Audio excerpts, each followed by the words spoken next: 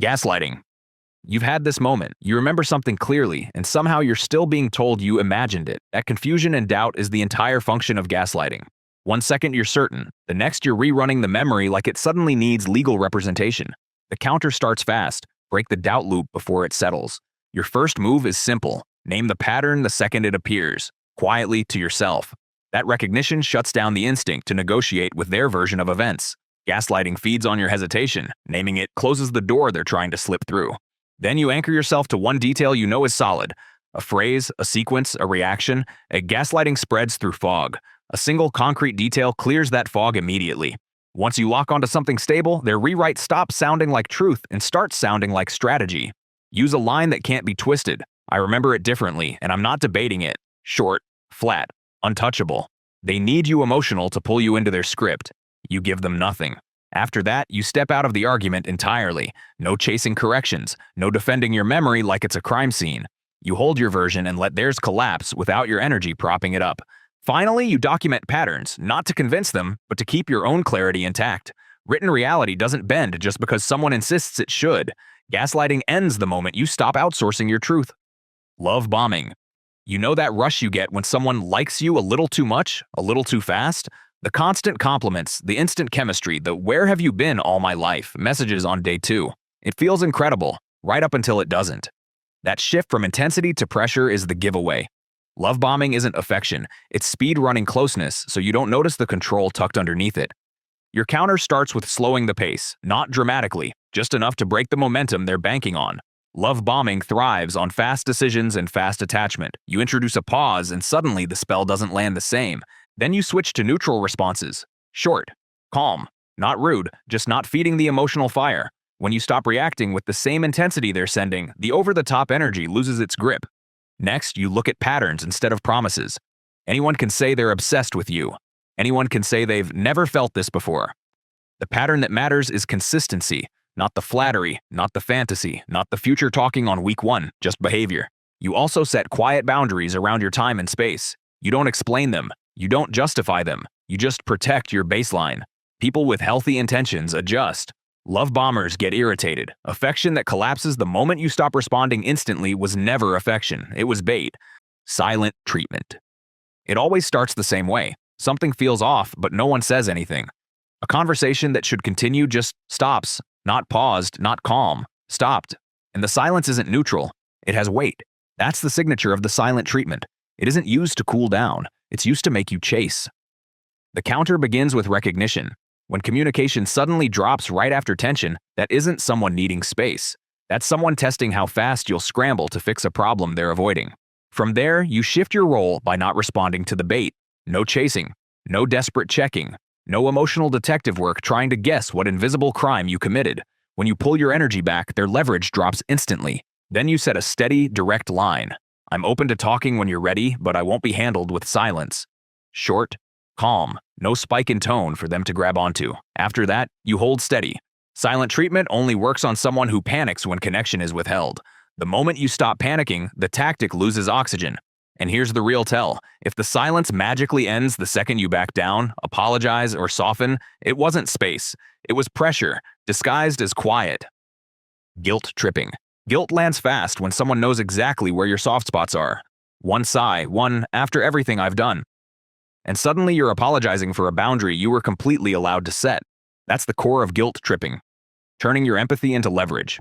The counter starts with flipping the frame. Instead of absorbing the guilt, you pause and check where it's actually coming from. Real guilt comes from violating your own values. Manipulated guilt comes from disappointing someone who expected control. Once you see the difference, the pressure fades. Next, you stop defending yourself. Guilt trips feed on explanations, and the more you justify, the more you reinforce the idea that you owe them something. So you keep it simple. I understand you feel that way. This is still my decision. Clear, neutral, not open for debate. Then you ask the question most people avoid. Are you trying to make me feel guilty right now? Guilt tripping works because it stays unspoken, and naming it pulls the curtain back. After that, you stay steady. Guilt only controls you when you rush to relieve it, and when you stop rushing, the tactic loses its impact. They don't get the emotional shortcut they were aiming for.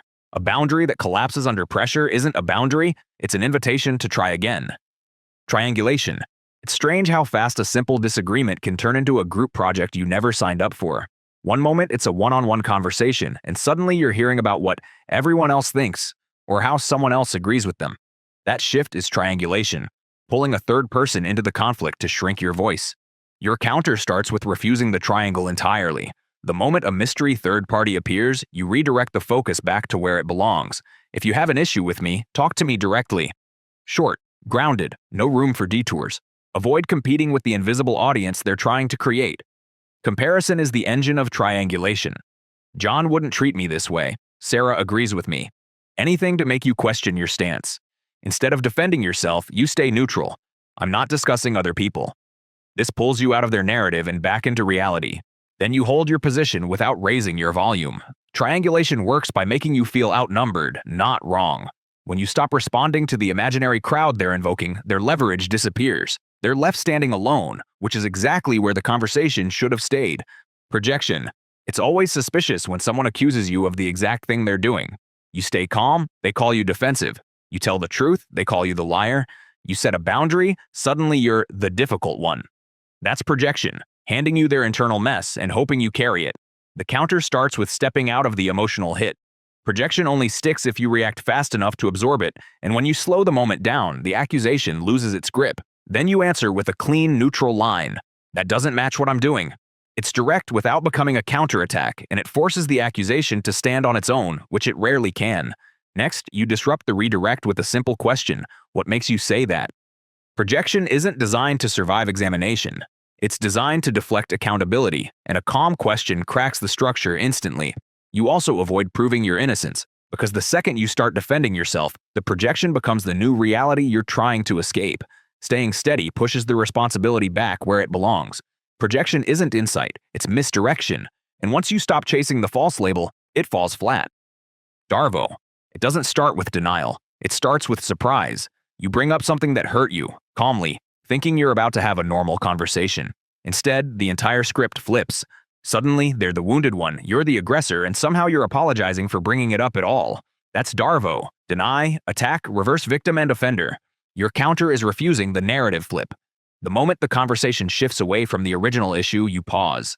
That pause keeps you from getting dragged into the emotional detour. Then you return to the original point with a calm anchor line. I want to stay with what I brought up. Short, direct. DARVO relies on chaos. You bring it back to clarity.